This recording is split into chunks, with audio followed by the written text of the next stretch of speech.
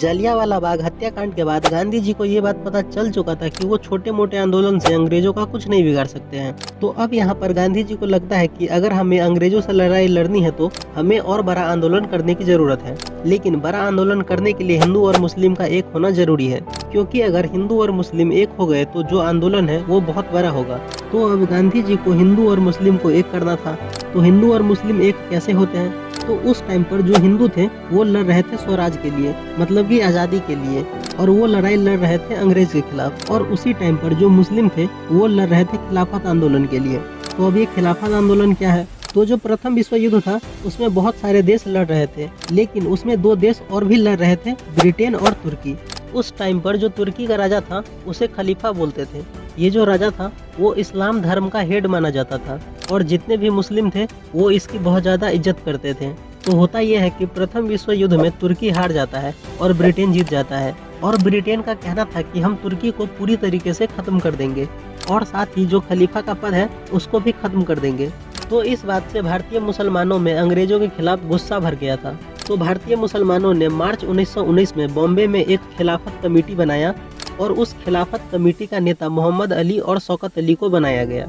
अब होता यह है कि 1919 ईस्वी को खिलाफत आंदोलन शुरू होता है, और गांधी जी हिंदुओं से कहते हैं कि खिलाफत आंदोलन में मुसलमानों का साथ दो।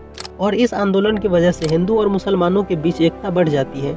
ये आंदोलन 1924 ईस्वी को खत्म हो जाती है, क्योंकि अंग्रेज खलीफा के पद को खत्म कर देते हैं, और ये खिलाफत आंदोलन असफल हो जाता है। अब हुआ ये था कि 1920 ईस्वी में गांधी जी ने असहयोग आंदोलन की शुरुआत की थी। गांधी जी ने 1919 ईस्वी में एक किताब लिखी थी जिसका नाम था स्वराज, जिसमें उन्होंने कहा था कि भारतीय लोगों के सहयोग के कारण ही अंग्रेज यहाँ पर राज करते हैं।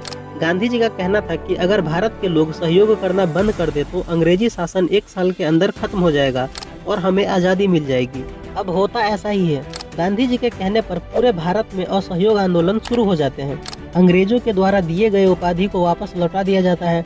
अंग्रेजों के द्वारा दिए गए केसरे हिंद उपाधि को भी गांधी जी वापस लौटा देते हैं। अंग्रेजों के लिए काम करने वाले सैनिक, पुलिस, सिविल सर्विस, वकील, जज कोई भी काम करने से मना कर देते हैं।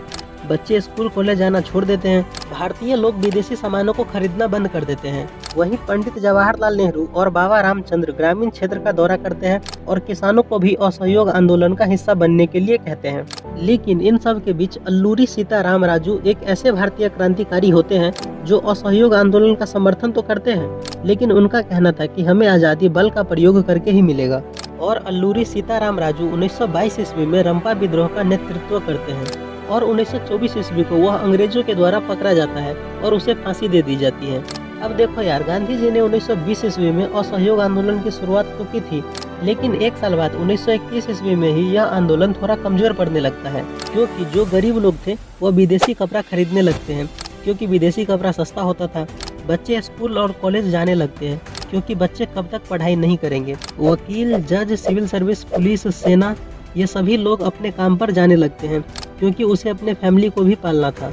असहयोग आंदोलन कमजोर होने के बाद भी चल रहा था, लेकिन 1922 ईस्वी में उत्तर प्रदेश के गोरखपुर जिले में चौरी चौरा में एक घटना होती है। वहाँ के पुलिस वालों ने असहयोग आंदोलन में भाग लेने वाले प्रदर्शनकारियों के ऊपर गोली चला देते हैं, जिसके कारण वहाँ के प्रदर्शनकारियों को गुस्सा आ जाता है और वह पुलिस स्टेशन में आग लगा देते हैं, जिसके चलते 22 पुलिस वाले आग में जलकर मर जाते हैं। जब यह बात गांधी जी को पता चलती है तो वो असहयोग आंदोलन को वापस ले लेते हैं, और यह आंदोलन पूरे भारत में बंद हो जाता है। असहयोग आंदोलन के बंद होने पर कांग्रेस पार्टी 2 भागों में बट जाती है। पहली पार्टी में नए नेता थे, जैसे कि पंडित जवाहरलाल नेहरू, महात्मा गांधी, सरदार वल्लभ भाई पटेल, सुभाष चंद्र बोस। इन सब का कहना था कि हम कुछ दिन रुकते हैं और इसके बाद एक बड़ा आंदोलन करेंगे।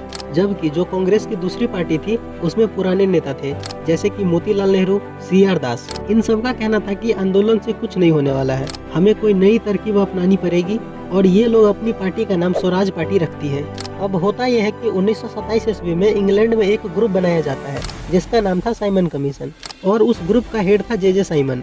और इस ग्रुप में 7 लोग थे और सभी लोग इंग्लैंड के ही थे, और इन ग्रुप का काम था कि भारत में जाकर संविधान कैसे बनाया जाता है ये बताना। अब ये ग्रुप 1928 ईस्वी में भारत आता है, लेकिन भारत के लोग पहले से ही गुस्सा में थे, लेकिन इस बात से ज्यादा गुस्से में थे कि साइमन कमीशन ग्रुप में किसी भी भारतीय को शामिल नहीं किया गया था। अब होता यह है कि जब साइमन कमीशन भारत आता है तो उसका स्वागत एक नारे से किया जाता है, जो कि है साइमन गो बैक।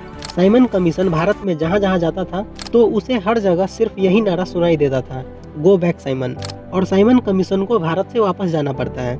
अब होता यह है कि उस टाइम पर भारत के जो वाइसराय थे वो लॉर्ड इरविन थे और वह अक्टूबर 1929 ईस्वी में भारतीय लोगों के लिए डोमिनियन स्ट्रेट लेकर आते हैं। लॉर्ड इरविन का कहना था कि तुम लोग डोमिनियन स्ट्रेट के तहत भारत में छोटे मोटे फैसले ले सकते हो, लेकिन भारत पर जो कंट्रोल रहेगा वो अंग्रेज का ही रहेगा। इस बात को लेकर कांग्रेस के नेताओं ने दिसंबर 1929 ईस्वी में लाहौर अधिवेशन किया था और इस लाहौर अधिवेशन का लीडर पंडित जवाहरलाल नेहरू था। इस अधिवेशन में कहा गया था कि हमें छोटी मोटी आज़ादी नहीं चाहिए, हमें पूरी आज़ादी चाहिए। और नेहरू जी ने यह घोषित किया कि आने वाले 26 जनवरी 1930 को हम आज़ादी का दिवस मनाएंगे। और होता ऐसा ही है, 26 जनवरी 1930 को पूरे भारत में आज़ादी का दिवस मनाया जाता है। तो इसके आगे का हम अगले वीडियो में पढ़ेंगे।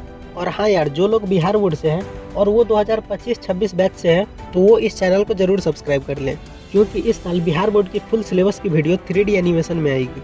तो मिलते हैं हम अगले वीडियो में, तब तक के लिए bye bye and take care.